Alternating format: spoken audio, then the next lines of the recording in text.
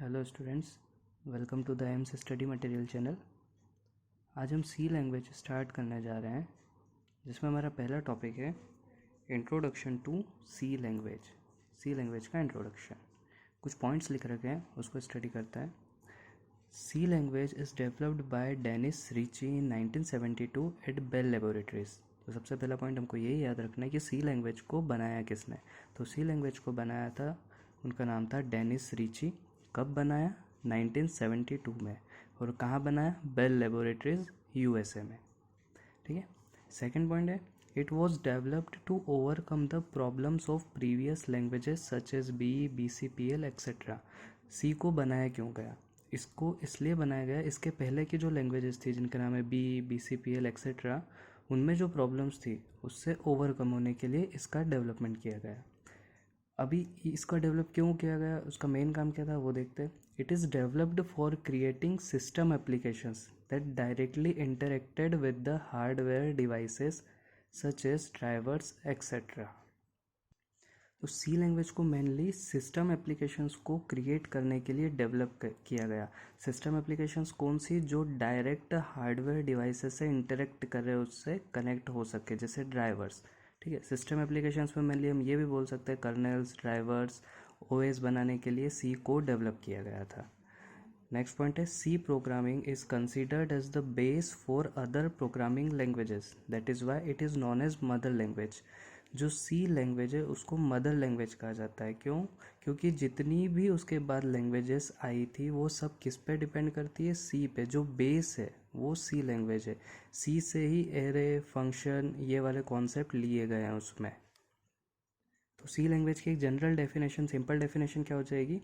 C is a general purpose procedural high level programming language used for creating system application. C एक general purpose, सामान्य use के लिए procedural language है। Procedural language जिसको हम divide कर सकते फंक्शंस में, रूटीन्स में, उस हिसाब से स्टेप बाय स्टेप प्रोसेस होगी। हाई लेवल प्रोग्रामिंग लैंग्वेज है। हाई लेवल मतलब सीधी सी बात हम बोल सकते हैं कि मशीन इंडिपेंडेंट है। प्रोग्रामिंग लैंग्वेज है जो सिस्टम एप्लीकेशंस को बनाने के लिए यूज़ की जाती है। अब हम देखते हैं सी के कुछ फीचर्स। सबसे पहले सी एक सिंपल लैंग्वेज है। सिंपल है क्योंकि हम इसको अंडरस्टैंड कर सकते हैं, लर्न कर सकते हैं, इजीली इसको इम्प्लीमेंट कर सकते हैं। Second, C is machine independent और पोर्टेबल। इसी पॉइंट के कारण सी को हाई लेवल लैंग्वेज बोला जाता है। मशीन इंडिपेंडेंट का मतलब क्या होता है? मतलब किसी एक मशीन पे फिक्स नहीं है। एक मशीन पे जो कोड आपने लिखा है उसको आप दूसरी मशीन पे भी रन कर सकते हो। इस फीचर को बोलते हैं मशीन इंडिपेंडेंट या पोर्टेबल फीचर। थर्ड फीचर है, C is structured programming language.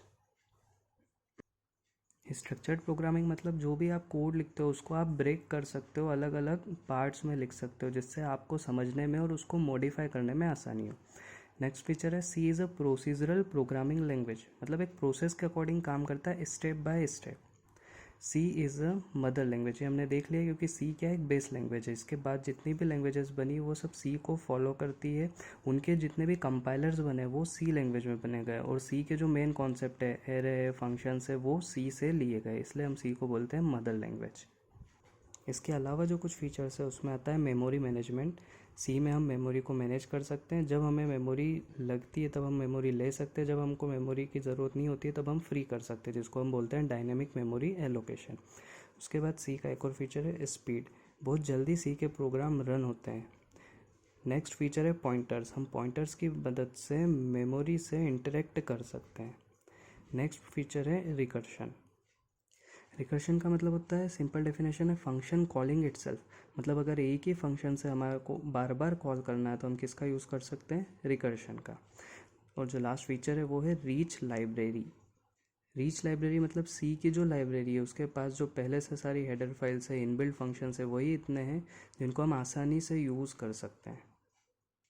अब नेक्स्ट है, जैसे हमने कंप्यूटर की जनरेशन्स देखी थी वैसे ही प्रोग्रामिंग लैंग्वेजेस की भी जनरेशन होती है। तो सी को हम बोलते हैं थर्ड जनरेशन लैंग्वेज या एडवांस थर्ड जनरेशन लैंग्वेज, जिसके कारण इसको फोर्थ जनरेशन में भी काउंट कर लिया जाता है।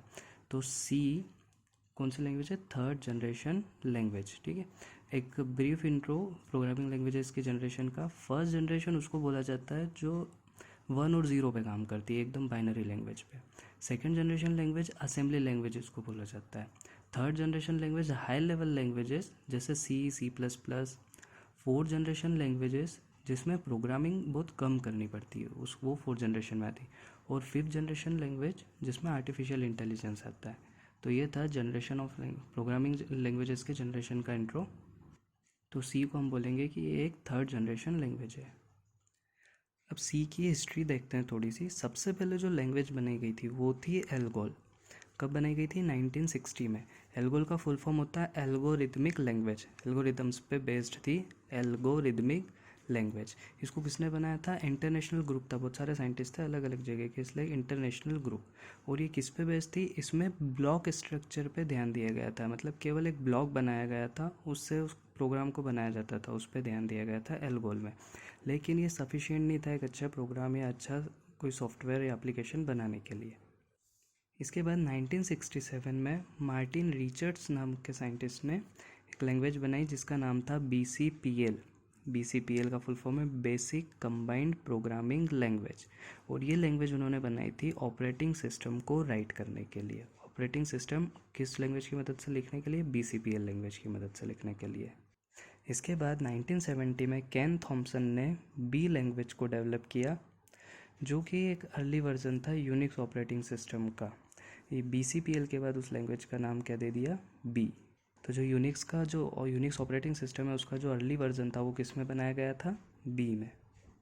उसके बाद जो लैंग्वेज पढ़ने जा रहे हैं वो आई थी 1972 में, उसका डेवलपमेंट हुआ था। साइंटिस्ट का नाम हम पहले देख चुके हैं, डेनिस रिची। उस लैंग्वेज को बोल देते हैं ट्रेडिशनल C या C लैंग्वेज। इस लैंग्वेज में पहले वाली लैंग्वेजेस के सारे कॉन्सेप्ट यूज़ किए, प्लस कुछ पावरफुल नए कॉन्सेप्ट यूज़ किए गए, जैसे डाटा टाइप्स आए थे। इसके पहले डाटा टाइप्स का यूज़ नहीं था। सी में डेनिस रिची ने डाटा टाइप का यूज़ किया और भी बहुत सारे पावरफुल कॉन्सेप्ट्स का यूज़ किया, प्लस जो प्रीवियस के कॉन्सेप्ट्स थे वो भी। उसके बाद 1978 में ब्रायन कर्निंगन और डेनिस रिची ने एक बुक लिखी थी। वो बुक इतनी पॉपुलर हुई कि उसके बाद सी को उनके नाम से जाना जाने लगा, K&R, कर्निंगन एंड रिची। तो सी का नाम उसके बाद हो गया K&R C।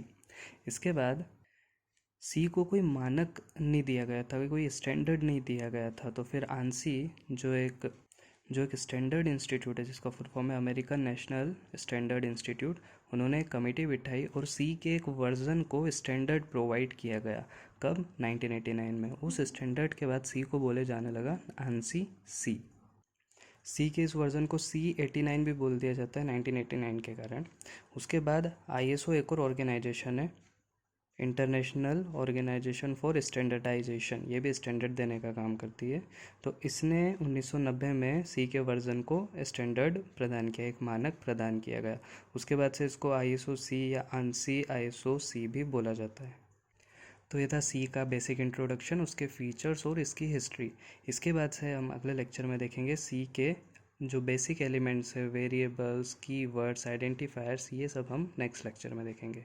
आई होप आपको समझ में आया होगा ये टॉपिक। Thank you.